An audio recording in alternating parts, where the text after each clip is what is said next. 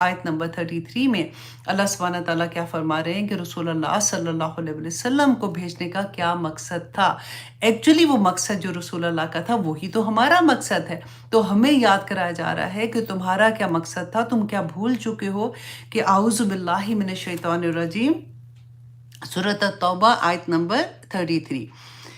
अल्लाह अकबर। अल्लाह सुब्हानहू तआला फरमाते हुवल्लज़ी, वही है जिसने, कौन? अल्लाह सुब्हानहू तआला, अरसला, भेजा, रसूलहू, अपने रसूल को, बिल हुदा, हदायत के साथ, व दीनिल हक, और हक दीन के साथ। कि ये दो चीज़ें, हदायत दे के भेजा ताकि वो दूसरों को हदायत दे सके, और दीन हक दे के भेजा, और मकसद क्या था? लियुज़हिरहू, ताकि वो गालिब कर दे, अलद्दीन कुल्लिही, तमाम अदियान पर उसको गालिब कर दे। किसको गालिब कर दे? इस्लाम को गालिब कर दे। वलौ कारिहल मुशरिकून, कि ख्वाह मुशरिकों को वो बुरा ही लगे।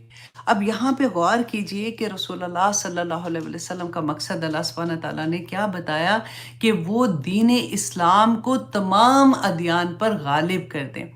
ना सिर्फ रसूलुल्लाह सल्लल्लाहु अलैहि वसल्लम, सहाबा की ज़िंदगी आप पढ़ के देखिए कि रसूलुल्लाह सल्लल्लाहु अलैहि वसल्लम को जब सेकंड वही आई थी, पहली वही आई थी इक़रा बिस्मि रब्बिकल लज़ी, वो हम सबको पता है, और सेकंड कौन सी थी? सूरत अल मुद्दस्सिर, या अय्युहल मुद्दस्सिर कुम फ़अंज़िर, कि खड़ा हो जा और लोगों को बता, लोगों को डरा, लोगों को गाइड कर कि अल्लाह सुब्हानहू तआला क्या कहते हैं। वो जिस तरह की चीज़ों में मुब्तला हो चुके थे उससे उनको निकाल और उनको बता कि अल्लाह सुब्हानहू तआला का क्या पैगाम है। अल्लाह सुब्हानहू तआला ने ये सेकंड वही थी, उसके बाद रसूलुल्लाह सल्लल्लाहु अलैहि वसल्लम आखिरी वक्त तक चैन से नहीं बैठे। और आप देखिए कि उनकी ज़िंदगी में कितना टाइम था, तो 23 साल टोटल अगर टाइम देखें, 13 साल मक्का के थे और 10 साल जो थे उनके मदीना में थे, 23 साल बनते हैं ना। 23 साल में जो जंगों का ज़माना था वो सिर्फ 8 साल था, और उसके 13 साल तो मक्का में तो कोई, वो अल्लाह सुब्हानहू तआला की तरफ से हुक्म आ गया था कि फू आइदियाकुम, कि अपने हाथ बांधे रखो, कोई अपना हाथ नहीं उठाएगा। जब मदीना में आते हैं रसूलुल्लाह सल्लल्लाहु अलैहि वसल्लम, तो उन्होंने सोचा कि अब चैन हो जाएगा, अब यहाँ पे आराम से हम दीन का काम करेंगे, हम दीन की अशात करेंगे या इस तरह से। लेकिन रसूलुल्लाह सल्लल्लाहु अलैहि वसल्लम जैसे ही मदीना में जाते हैं तो कितना मुश्किल वक्त था कि एक रात ऐसी नहीं थी शुरू में कि वो कोई चैन से सोया हो। सहाबा पूरा पहरा देते थे।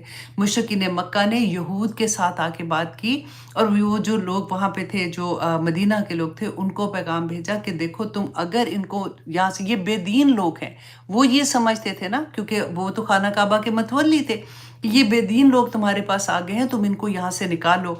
अगर तुमने इनको ना निकाला तो हम तुम्हारे बेटों को गुलाम बना के ले जाएंगे और तुम्हारी बेटियों को कैदी बना के ले जाएंगे।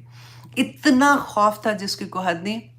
और रसूलुल्लाह सल्लल्लाहु अलैहि वसल्लम ने फिर जाके उनके साथ मायदा किया था, और उसके बाद से आप देखें कि दूसरी सेकंड हिजरी में बदर हुई है। ये 8 साल के दौरान में इस्लाम कहाँ तक फैल गया था, और हज़रत उमर के ज़माने में तो 1/3 दुनिया मुसलमान हो चुकी थी। आज हम क्या कर रहे हैं? क्या हमारे ज़हन में भी ये चीज़ है कि नबी सल्लल्लाहु अलैहि वसल्लम के बाद ये काम हमारे ज़िम्मे है? क्या इस्लाम का काम करना जो है वो तबलीगी जमात नहीं करना है?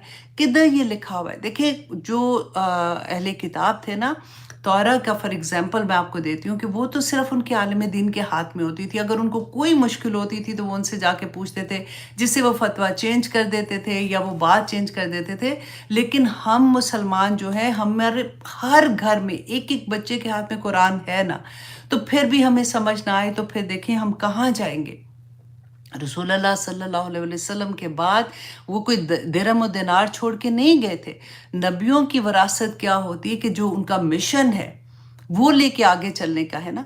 तो क्या ये मिशन जो है वो तबलीगी जमात करेगी? क्या ये मिशन जो है ये आलिम दीन करेंगे? क्या ये सिर्फ 2-3 लोग जो हम जैसे लगे हुए हैं बात करने के लिए, क्या वो करेंगे? ये हर कुंतुम खैरा उम्मतिन उखरिजत लिन्नास में से हर बच्चा, बड़ा, बूढ़ा, जवान, हर एक का ये काम है कि अल्लाह सुब्हानहू तआला के दीन की बुलंदी के लिए काम करे।